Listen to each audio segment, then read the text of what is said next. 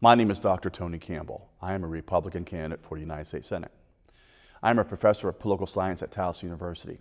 It is a pleasure to speak with you today about why I am running for this important office. There are three policy focuses of my campaign: education reform, ensuring the American dream is accessible to all Marylanders, and keeping America secure. Education reform means local control. Common Core, No Child Left Behind, and Race to the Top are misguided attempts by the national government to control curricula and teacher standards. These issues should be left up to local boards of education and the Maryland State Board of Education. I will work hard to end national involvement in school curricula. Education reform also means school choice. I serve on the board of a charter school, and I can tell you unequivocally that every child can learn. The reason why our school systems fail is not our children.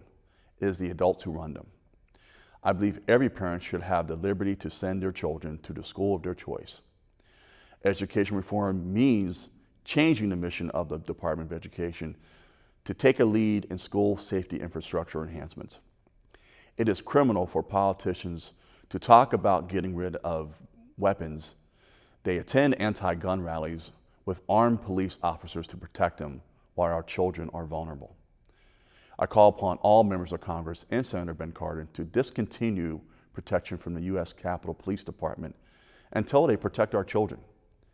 Ensuring the American dream is accessible to all Marylanders means spreading a vision of success, not subsistence. There are too many areas of our state where the American dream is an unrealized hope. Too often, politicians talk about jobs as the epitome of economic vitality. It is time to advocate for true economic freedom of Marylanders being able to create wealth and have a legacy growth to pass on to their children and grandchildren. Ensuring the American dream is accessible to all Marylanders also means we should be serious about taking care of the people's money. As your next United States Senator, I will fight for a balanced budget amendment to make sure we spend within our means. I will also not vote for any tax increases. Keeping America secure means understanding America's proper place in world affairs. We are the world's leader, but we are not the world's policeman. We should not get involved in regime change. Our foreign policy should use all of the tools available to us, including diplomacy, economic sanctions, and military action. As a former U.S. Army chaplain, I know the cost of war on our brave service members. Keeping America secure also means taking care of our veterans. Every veteran should be able to go to any hospital to get the care they need. Keeping America secure also means we must protect our national sovereignty. Immigration is a key component to our sovereignty. I am against the policies of diversity lottery and chain migration. I am also against sanctuary policies as they are unconstitutional. Keeping America secure means upgrading our infrastructure investments, including cyber, energy, physical, and waterways. Our cyber infrastructure is a joke. You probably remember news stories about personal information being stolen from retailers by the Chinese or the Russians. The national government should be directly involved in the protection of our economic infrastructure. We also have cyber security issues regarding intellectual property, which steal billions of dollars every year in American know-how and ingenuity. Our roads, bridges, and tunnels are another important infrastructure. Governor Larry Hogan has done a great job taking up the slack from the national government's inability to act. We must do better. We will do better. Our energy grid is also an important infrastructure concern and a national security issue. Most of our power grid dates back to the 1960s and 70s. Making sure our power grid is secure should be one of the priorities of the national government, and I will advocate for a stronger, more reliable energy infrastructure. In Maryland, the Chesapeake Bay is a vital interest. As your next United States Senator, I will push our national government to make dredging our Maryland waterways a priority project. These are the reasons why I am running for the United States Senate. My name is Tony Campbell. Our website is www.campbellformaryland.com. That's Campbell, 2 L's like the soup, formaryland.com. Like us on Facebook and follow us on Twitter. Thank you.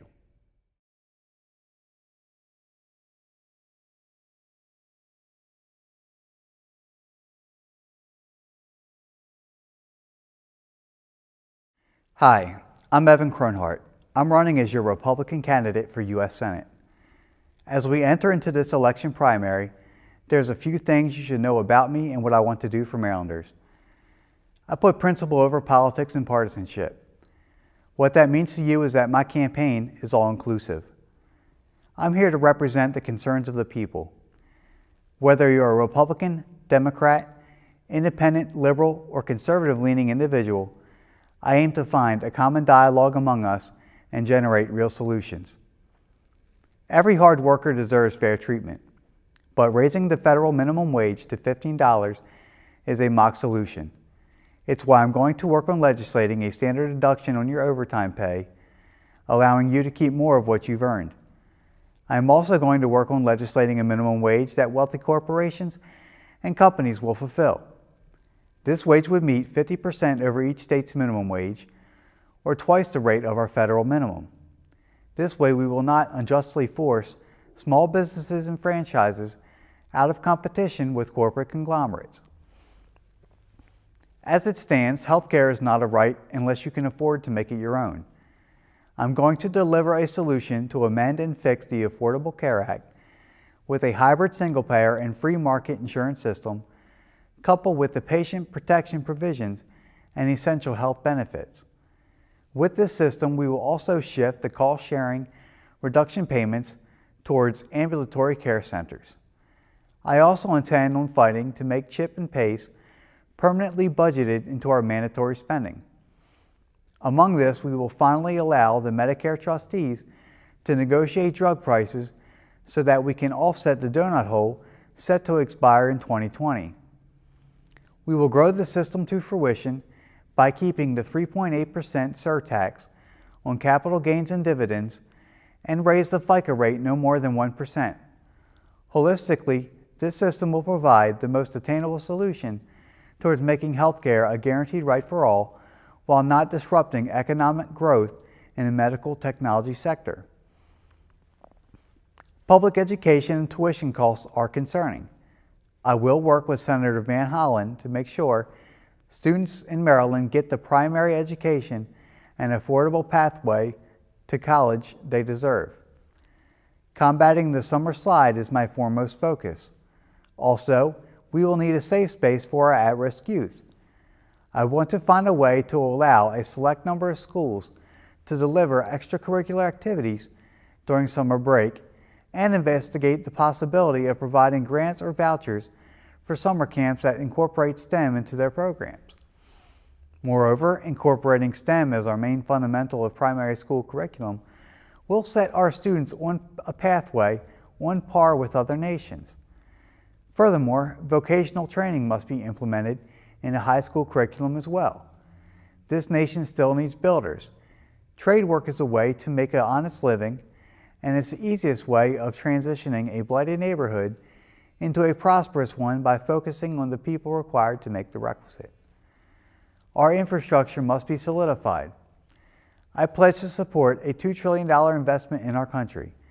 Not only will Congress provide for bridge and highway construction, plumbing and high-speed broadband internet access, but also include an upgraded energy grid coupled with variable renewable energy technologies.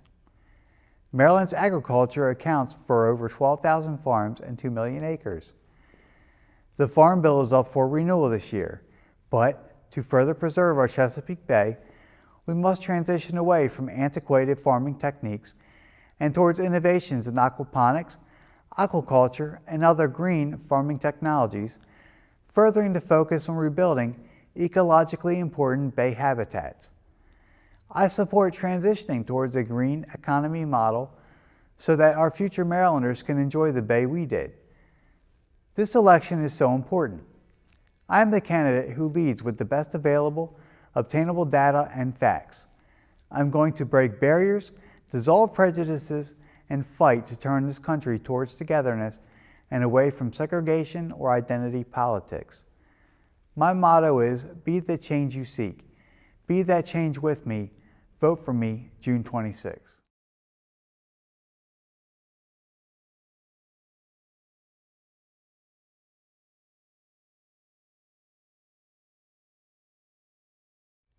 My name is Cristina Gregorian, and I am running for the United States Senate to represent the people of Maryland.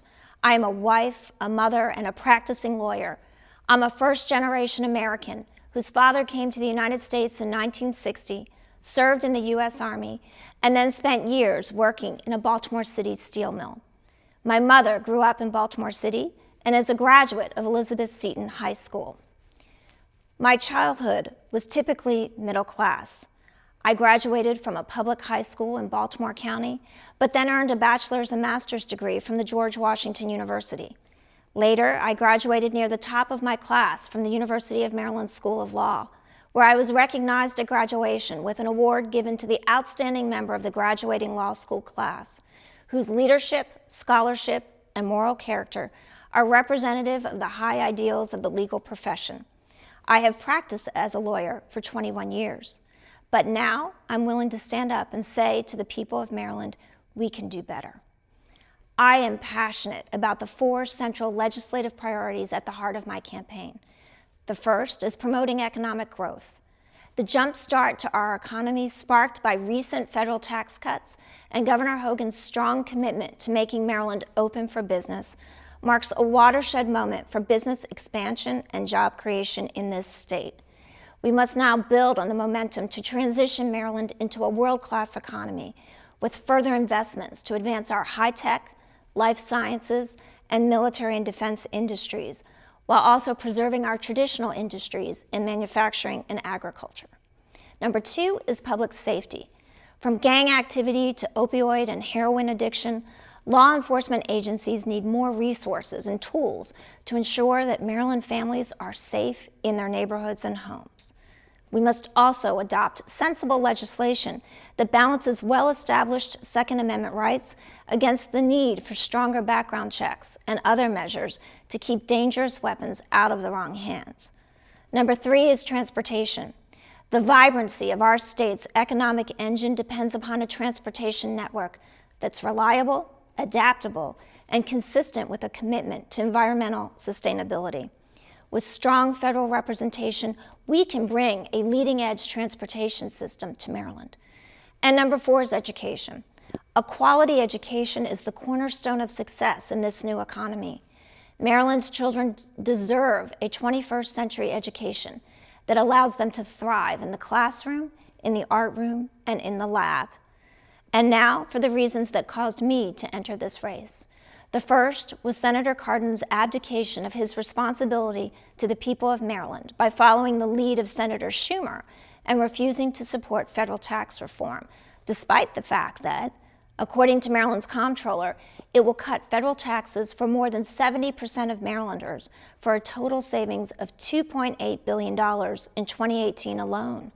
How can an elected official take direction from a New York politician about what's good for the people of Maryland? Doesn't the privilege of representing Marylanders mean that your duty runs to your electorate, not to an out-of-state politician? The second issue relates to the U.S. Senate's lack of action on immigration reform and border security. My father came to this country at the age of 16 with $10 in his pocket and a command of the English language limited to one word: hello.